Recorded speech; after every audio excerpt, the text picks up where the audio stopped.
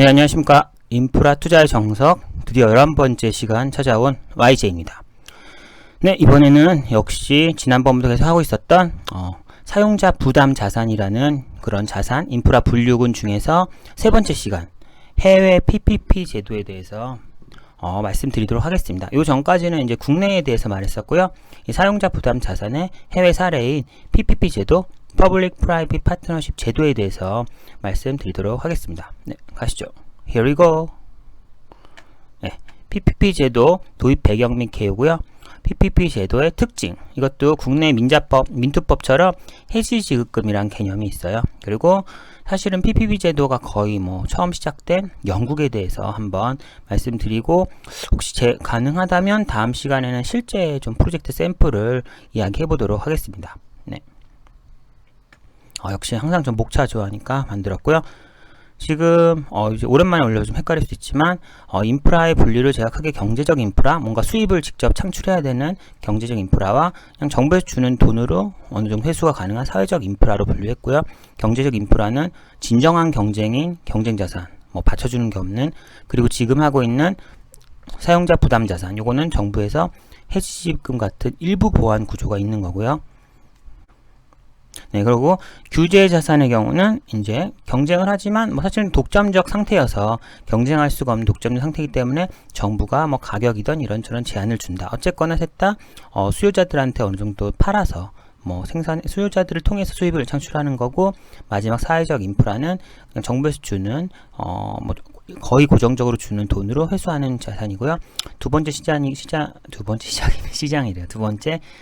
자산군을 했고, 그 중에서 민투법상 얘기했었고요. 지금은 PPP 제도에 대해 얘기를 할 예정이에요. 근데 민투법도 사실은 사용자 부담 자산과 사회적 인프라에 다 겹쳐요. 겹치듯이 PPP 제도가 사실은 Public Private Partnership, 정부 민간 합동 제도인 거지, 그래서 매출을 어떻게 일으키냐에 대한 내용은 아니잖아요. 좀 포괄적인 얘기이기 때문에 PPP 제도 중 디맨드, 수요에 의해서 뭔가 돈을 받는 녀석은 이쪽 사용자 부담 자산에 속할 수 있고, 어베일러빌리티, 그러니까 건물을 학교같이 그냥 정상적으로 학교가 수업을 할 수 있게 학교를 그런 일정 수준 이상의 자산을 유지만 해주면 일정 수준의 돈을 받을 수 있는, 매출이 아니죠. 학생이 2명 결석했다고 덜 받고 이런 게 아니니까요. 그런 실제 시설에 대한 그냥 사용성만 유지하면 정액이라고 할 수는 없지만 아주 꽤 안정적인 금액을 받을 수 있는 어베일러빌리티 베이스가 있어요. 그래서 어쨌거나 PPP 제도에 대한 이야기고, 오늘은 PPP 제도 전반에 대한 얘기를 할 거지만 어쨌거나 디맨드 베이스인 게 사용자 부담 자산에 속한다 라는 말씀을 드리고 싶고요. 네, 지금까지 벌써 11개를 썼네요. 처음에 0번인 제 소개를 뺀다면 1, 2, 3, 4로 그렇고, 여기 좀 분류를 해봤어요. 어쨌거나 전반적인 목차 4가지 큰 분류를 했고, 그 중에 첫 번째 분류에 대해서 제가 6번 정도 얘기를 했고요. 그리고 두 번째 분류에 대해서 오늘은 세 번째 시간, 기존에는 민투법, 민간투자사업, 민투법 얘기를 한 후 사례를 했고, 이번엔 PPP 제도를 얘기한 후 할 수 있다면 4번에서 해외 사례를 소개하고 싶어요. 그럴 생각이고요. 자료가 있을지 모르겠어요. 찾아보죠. 어쨌거나 PPP 제도로 들어올게요. PPP 제도는 기존에 공공부문에서 독자적으로 재원을 투입하여 인프라 사업을 했으나 이로 인해 공공부문 부채 문제가 발생함. 한국 쪽이랑 똑같죠. 결국은 다 지으려면 그 돈이 그 공사 준공할 때까지 전액이 다 필요한 거예요. 1조 사업이면 이 1조 사업 5년 공사면 5년 동안 1조를 다 조달해서 만들어야 되니까 그리고 30년 쓸 거지만 향후 30년 문제가 아니라 지금 당장 공사 기간에 전액을 다 투입해야 되고, 부채를 발행해서 해야 돼서 정부의 그 부채가 일시적으로 쏠리는 문제가 발생하고요. 그래서 재원 조달 구조의 한계를 극복하여 조달처를 다각화하고 이런 효율을 향상시키기 위해 민간 부분의 참여를 유도하는 Public Private Partnership 제도, PPP 제도가 도입되었대요. 그래서 PPP 제도란 것은 공공부문과 민간부문 간 장기 계약을 통해 대상 프로젝트의 리스크 및 재원 조달, 금융 등 핵심 프로세스를 상호 협력하는 제도라고 해요.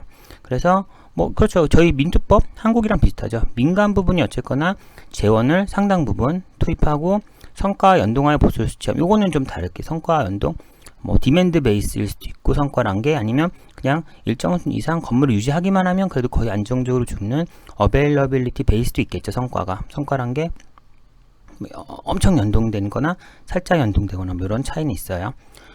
그리고 뭐 대부분의 EU 회원국에서 제대로 운영하고 있대. 그래서 유럽 쪽 투자, 사실 미국은 약간 그런 말이에요. 어떻게 보면은 유럽은 뭐 사회주의란 말이 맞나? 사회주의적 민주주의.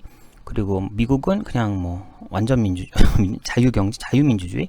어쨌거나 인프라 베이스에 대해서는 좀 유럽 쪽에서는 어쩌고 정부와의 연관된 그런 방식으로 풀려고 하고, 미국은 그런 거 없죠. 냉정하게 그냥 완전 그냥 시장에서 굴러가잖아요. 뭐 그런 베이스라고 할 수 있고요. 어쨌거나 유럽에서는 PPP 제도를 대부분 운영하고 있대요. 그래서 뭐 쇼텀 매니지먼트 컨트랙트라는 게 있다 그러고, 컨세션 컨트랙트, 뭐 조인트 벤처 뭐 이런 식으로 제도를 운영한다고 하고요. 이건 그렇게 중요하진 않은 것 같아요. 그리고 조달구조의 특징, 이것도 제가 한국 쪽 민투법 얘기할 때도 얘기한 거지만, 결국은 정부가 직접 한다면 어떻게 될까요? 뭐 5년 공사면 5년 동안 전체 공사비 다 들어갈 거고, 코스트 오버런스, 뭔가 추가 비용도 보통 불확실성에 뭐가 더 발생하잖아요. 발생해서 와장창 돈이 들고, 처음에 시운전할 때도 추가로 돈이 들겠죠. 그래서 세팅이 되면은 그 다음에 쭉 운영할 동안은 뭐 전반적인 운영 관련 코스트는 들겠죠. 정부가 온전히 한다면. 여기가 크겠죠. 공사기간이 뭐 1조 사업이면 뭐 1조가 5년은 다 들고, 그 다음에는 뭐 몇백억 이 정도 들지 않을까요? 예. 그런 식이고, PPP 프로큐어먼트, PPP 사업으로 간다면은 결국은 뭐 일부 미국 정부가 들 수도 있지만 대부분 민간에서 조달해서 어쨌거나 준공까지 해요. 운영할 수 있는 상태까지 민간 돈을 알아서 하고, 정부는 그에 대해서 뭐 일정 수준의 돈만 뭐 장기적으로 지급하면 되고요. 이 둘의 차이는 어쨌거나 이때는 일시적으로 돈이 완전 쏠린다는 거, 그리고 여기는 뒤에 실제 사용할 때만 돈을 낸다는 거기 때문에, 어떻게 보면 사실은 원래 정부가 이렇게 해야 되는데 뭐 민간에 넘기면 어떻게 보면 저희 당장 부채 조달해서 원래 다 만들 거를 미래 20년간의 부채를 조달해서 하는 게 또 미래 세대에 대해서 좀 미루는 게 아니냐 이렇게 할 수도 있는데, 제가 생각하기에는 5년 동안 돈을 열심히 조달해서 지을 동안 사실 이 시설을 쓰진 않잖아요.